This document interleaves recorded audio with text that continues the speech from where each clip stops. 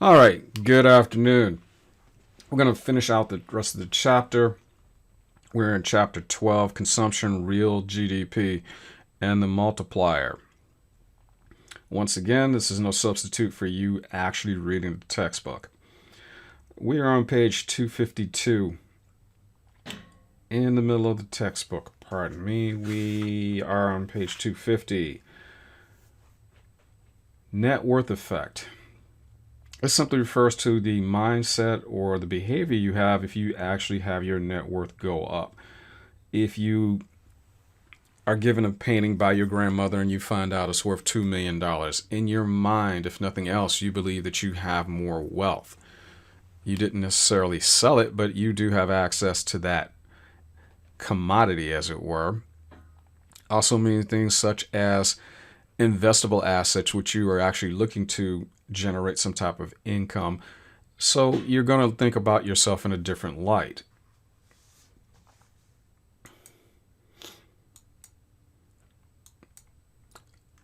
Determinants of investments. The reason that we even think about this is you're looking at a business and whether or not they're going to have to do something to it. New equipment, replacing old equipment, and things of that nature.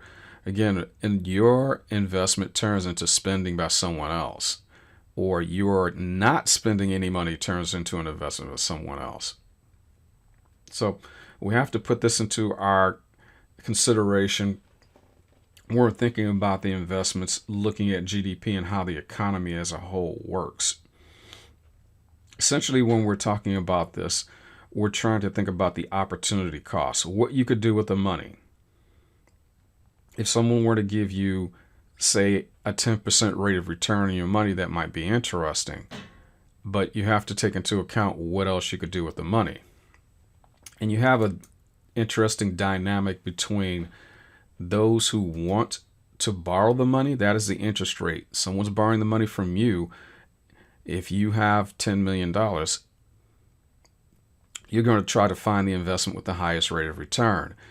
If you're the one who needs to borrow the money or get someone to invest and you have to actually produce profits for them, the higher the interest rate is, the less difficult it is for you to make a profit for yourself. So it's a bit of a seesaw and a nice dynamic of give and take. The higher the interest rate, the more you want to invest, but the lower the people will want to borrow the money from you. So as you can see, the lower the interest rate, it goes up nearly by 0.9 trillion. You were going to graph that, it would look like this lovely chart. Again, most of the time, price of something is on our vertical axis, quantity is on our horizontal axis.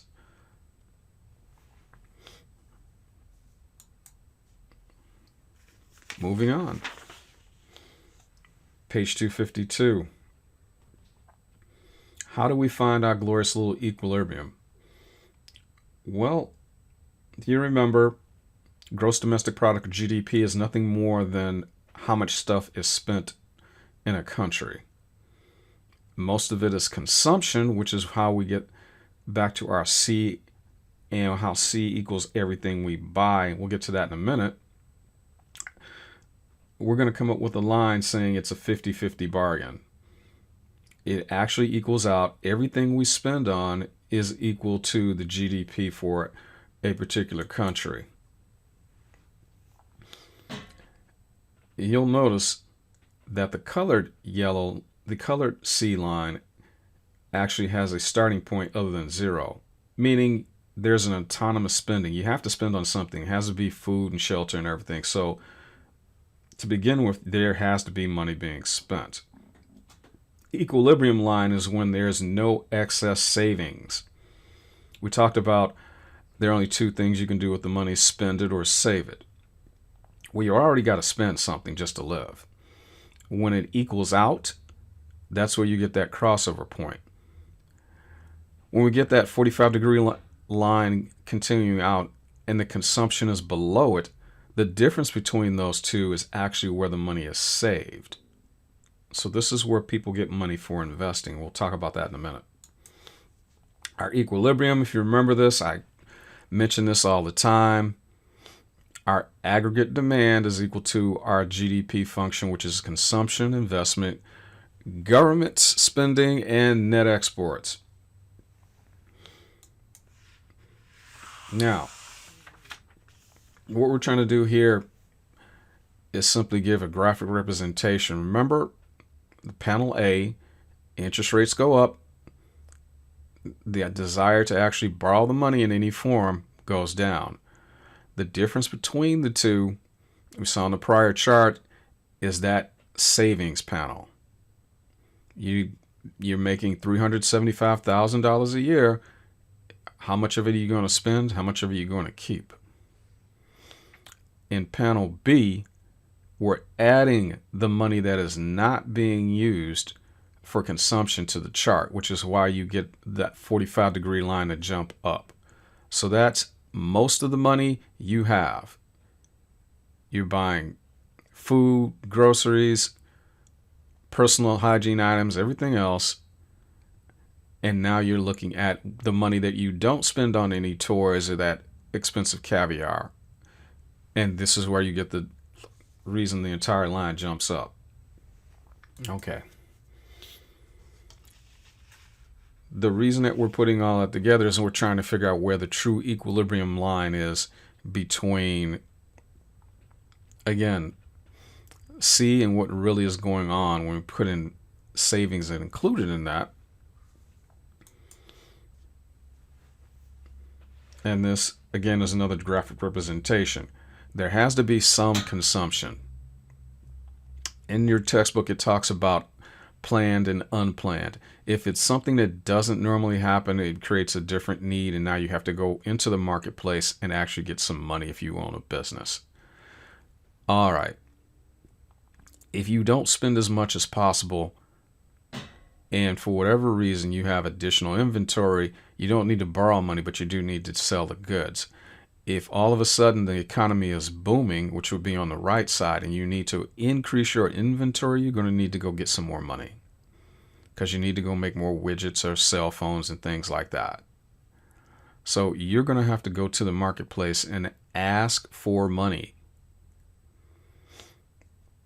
You'll notice the amount of investing shoots up on that side. It's above our equilibrium line. Pardon me, our investment line.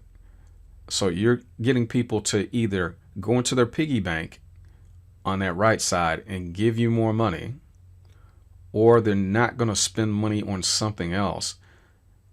So they may cut back on that vacation because they're going to make a good chunk of change in the market. An increase in unplanned inventory. Maybe you have the hottest toy in the marketplace during Christmas. Well, you're going to need to wrap up inventory and production in order to meet the new demand. Other side, not the most pleasant experience.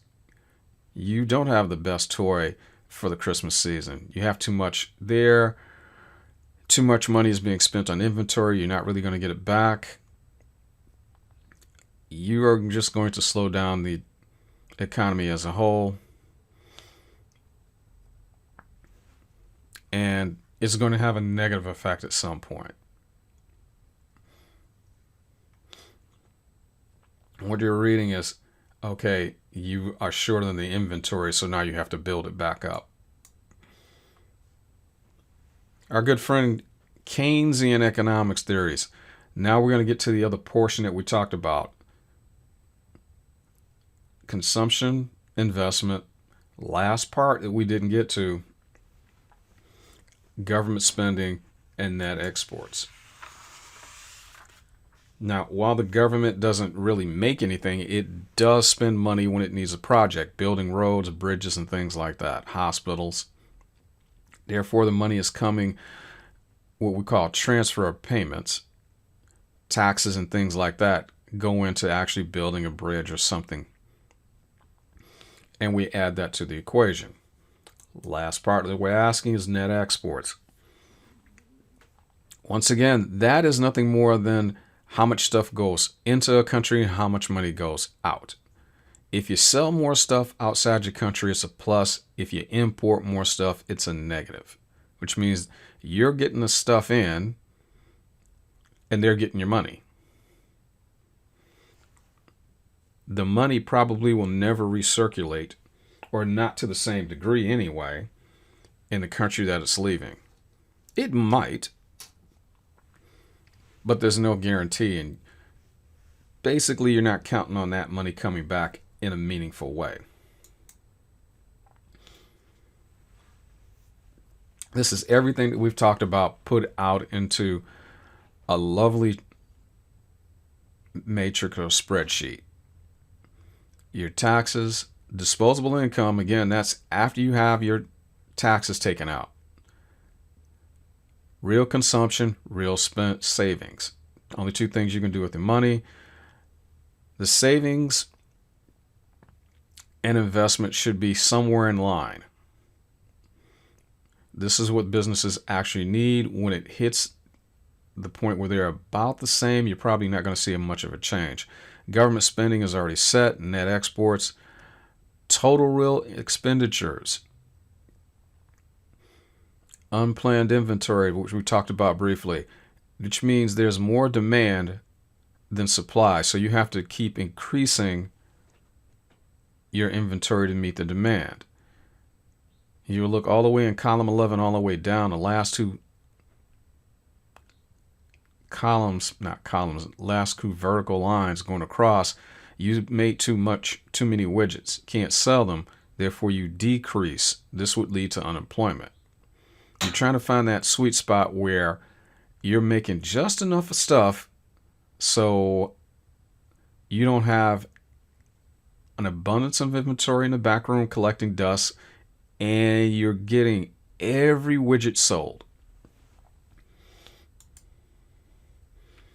Some point in there, if you find the equilibrium as an economist, this is what you always look for. Maximizing all your resources, but you don't have anything left over idly getting it sitting in the back. You put all four together, this is where you actually are compared to that 45-degree line. And if you'll notice, it doesn't start at 0 because all those other pieces are included. So our new line creates that new equilibrium, not E1, but E2. And you see the distance out there. $17 trillion difference. Summary of what we discussed. Equilibrium is when everything everyone is buying and selling is equal. If it exceeds it, that means your unplanned decrease in inventory and you need to actually produce more stuff. If it's less than GDP, now you may have overproduced. You start to actually reduce some of the output because the GDP is actually the potential. It doesn't mean it's all sold. This is what it could be. Okay, we're not going to talk about that. The multiplier. When you spend the money, $10, it's not just $10. Normally, it's going to have an effect. How many times does that dollar get circulated? This is what the multiplier effect really is.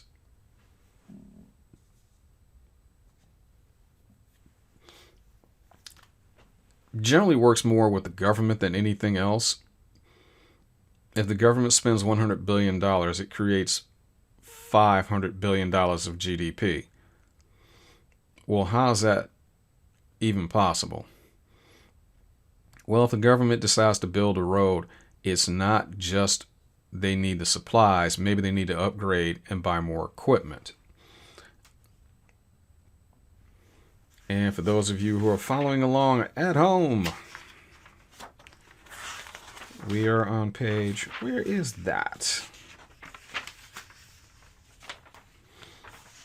Anyway, we'll go on because we're almost done. It has that multiplier effect. You get paid $80 or $80 million. Remember, we said there are only two things you can do with the money: spend it or save it. You make money, 80% of it you spend, 20% of it you consume. So what happens to the 80% you spend? You go buy a new deck. The person who gets the deck does the same thing, 80-20. 64 of it they spend, 16 of it they save. They go buy a new car. The person who you bought the car from takes the money and the same thing, 80-20. 51 they spend, 12, close to 13 they save, and it keeps going on and on and on and on. As the money circulates, it keeps getting spent over and over again. And here, as you can see, it keeps getting spent, and you add all of that up and you see you have a multiplier of 5. So 4 times as much money is being created, or activity, from that $1, 4 more are being created. So you get your multiplier of a 5%, or 5 times that. We talked about that in class. It's a fraction. Doesn't matter the dollar amount. 80% of it is going to be used for consumption. 20% is going to be saved. So when you put those fractions together, it has to equal 1. And this is how you figure out what the multiplier is. 1 over either 1 minus the consumption or 1 over spending. Either one is fine, but that's going to tell you what you're looking for. So this is what the multiplications look like. Either way, it's going to come out to something along those lines. Now, if you're asking yourself why you even need to know that, well, from a government standpoint, if you know where the economy should be and you're trying to get it to equilibrium, you need to figure out how much to put into the markets. Not so much that you overdo it, but if it's a 3-to-1 match and you're down $300 billion, you only need to put in $100 billion to get the effect. This is what you're looking for. Okay? And when you figure all of that out, that's where you get your real GDP, and you're trying to figure out how much you need to put into it to get what you're looking for. This is the, again, result of the chapter, what you're hoping to gain. I don't need to spend $300 billion because it's $300 billion short. I only need to spend $100 billion. The multiplier will take care of the rest, and you should get the economy near zero or to equilibrium. Same principle if it's overspending. Economy is overdrawn. How much money does the government need to take out of the system in order to balance that out? Well, if it's $200 billion over, which means you have high unemployment because people are making too much, I don't need to take out $200 billion. I need to take out 100. It's a 2-to-1 multiplier. I figured that out. So I don't need to take out too much. The reason you're trying to figure out what that is, you take out too much, then it's going to go in the other direction, make bad matters worse. Okay? All right. Multiplying expenditures, trying to figure all of this out. Once more, we talked about this. In the short term, you're going to see a lot of variations. In the end, long run aggregate supply and short run aggregate supply, you'll notice the longer it goes, it starts to go straight up to a vertical line because of the limitations on labor, land, and capital. And once more, we're trying to figure out our components of aggregate demand, and aggregate demand is GDP essentially, our consumption, investment, government expenditures, and foreign sectors.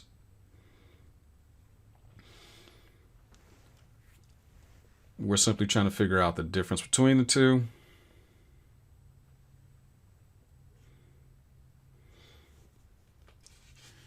And last but not least,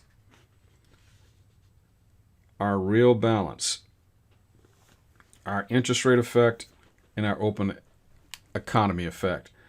We're referring to our real balance effect. If there's inflation, purchasing power is decreased. If you're making the same dollar amount and the price of your favorite cereal goes up $1, you're feeling it. You need to spend more money to buy the box of cereal. So this is the real balance effect. It's basically what happens when there's inflation. The interest rate effect, as we discussed earlier, higher the interest rate, the more goods are going to cost and you're not going to want to spend.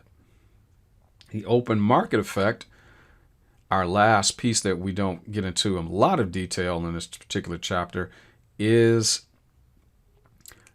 if that same item costs less in another country, you're more likely going to buy it from there.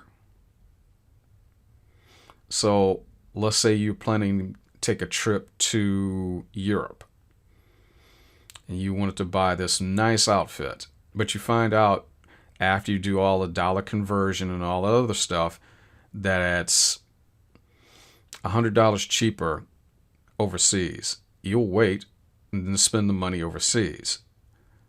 You still have the same outfit, but the domestic company doesn't have the money. The foreign company, wherever you bought it from, does. This is the open market problem because you can compare shop literally across the globe. Okay, that's the bulk of the chapter.